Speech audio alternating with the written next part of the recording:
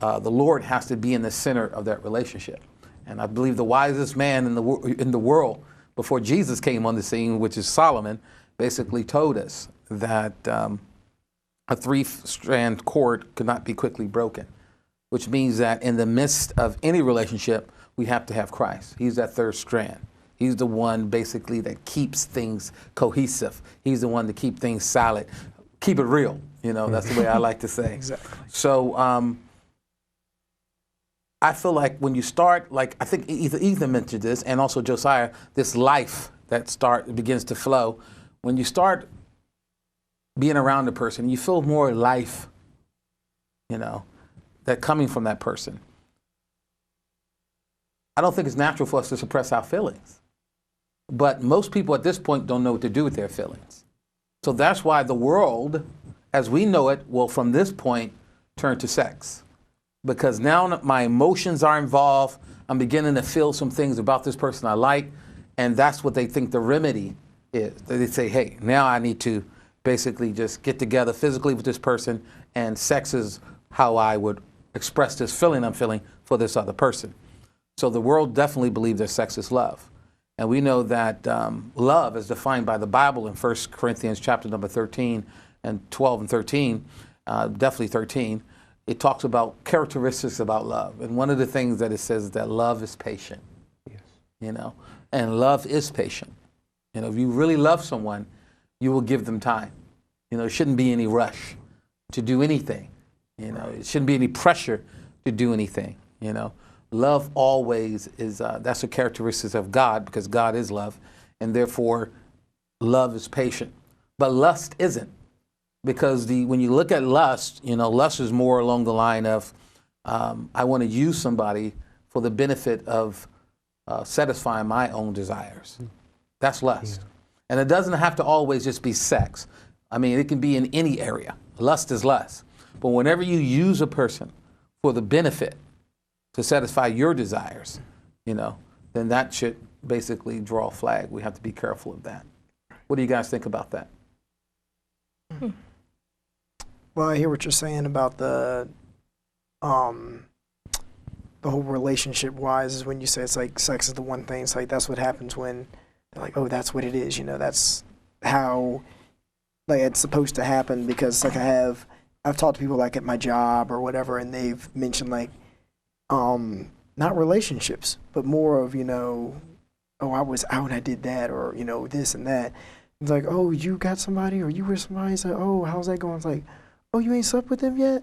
I'm like, no, or they haven't done this or that. And like, oh, then how's that relationship going? What kind of relationship is that if there's no sex? I'm like, it's not mindset. It's just, it's all about you, you know, yourself, and it's selfish, and it's not the way it's supposed to go. You know, it's the love, you know, there's no feeling in it.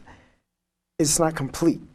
You know, there's something missing. I mean, it's a lot of different words you can use, how people nowadays, or the world, media, anything uses that. If there is no sex in a relationship, what kind of relationship is that? And it's just being out because I'm about to start school, but being in the workplace is how I can hear that from different people my age. And they would say things like, what are you doing? You know, what is this if there's nothing going on between you? I mean, and it's just very interesting to hear. I've always been intrigued by, it's like, what do people think about, you know, how those relationships go? But from, I can tell, non-Christian people who I've talked to, or, you know, I can get the vibe, the spiritual vibe from them, how they think and everything. And that's how they picture it, and that's how it is for them, and that's not going to change. So, because that's their definition of intimacy. Yes. You know, they feel like that's how I get close to the person. But, you know, if we're using a person for our own benefit, that is not intimacy. Really, you know, self-expression is, you know, giving your life for another, not using somebody for your own benefit. That's love, giving your life for another. You know, better love have no man than to lay down his life for his friends. But let's just talk about, we talked about acquaintance, we talked about a casual friendship. Now, I believe that when you go from a casual friendship, you start going to a close friendship. All right? Close friendship is when I begin to start being a part of the person's achievements. If they're in school, they get a good grade, I'm cheering them on. The friendship's getting closer now. What comes to mind to you when I talk about close friendship? We went from an acquaintance to a casual friendship. We saw how we got to this casual friendship. But now we're getting to a closer friendship. What are some of the things that you felt in some of your close relationships, if you have one? All right, what are some of the things you feel that contributed to the relationship going from more of a casual one to a close one? Well, I know in my closer relationships, it's people that I share a lot with. It's people that really know me, like not necessarily as who I am or anything, but just know me in a deeper context and just know, the expectations and things that I would do, wouldn't do, and stuff like that. So it's like somebody that I would call on, be like, oh, well, I got like this grade and I'm so happy, or like something good happens and I'll call them just to tell them like, who would be my first calls and stuff.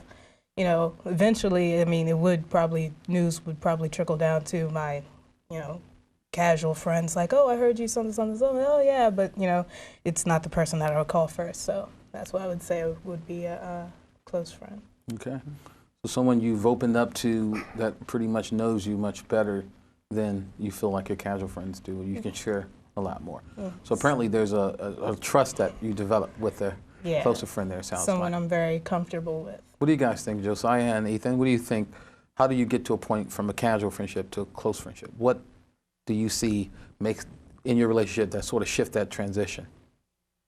I think sharing in their accomplishments, yes. And I guess maybe more repetition of, I guess you start to feel, maybe you don't notice it, but you start to feel more comfortable with them.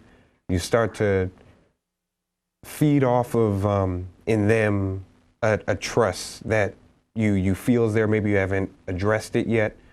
Maybe you start to feel yourself telling them more about yourself in terms of aspirations or something you want to do, and maybe vice versa. And like, maybe they like, not, I don't know if the word is egg you on, encourage you. They encourage you more. They say things like they believe in you.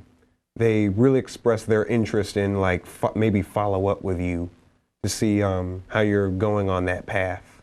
Are you doing the things you said you wanted to do? Right. Are you feeling confident? And you might begin to, as Ariana pointed out, you might call that person or whatever, if you're feeling down about that specific thing, if this is what's bringing you or guiding you along the path of casual friendship to close friendship, you may call on them to follow up, even if it's just in like venting, but it's almost like accountability, sort of. That's good. And they're like, no, you can do this, or whatever, and it's not so as distanced as it was when it was casual. It's more embracing each other, I think. Amen. That's great. I think that's great. Anything you want to add to that, Ethan? No, I just see what they mean. I agree with what they're saying, especially with the school and accomplishments and everything, because it's like I have someone, it's kind of like a both ways with one friend. I can tell it's the acquaintance, like you were speaking, and the other one is closer, where, say one right now is in college and the other one is in high school. And the one in college is the acquaintance where I graduated with this person, but we don't talk that often. I mean, we talk enough, just, how's it going every now and then, and especially during holidays and stuff like that. But it's like, you want to just see how they're doing, and, what do are your interests? Do you see college going the way you thought it would?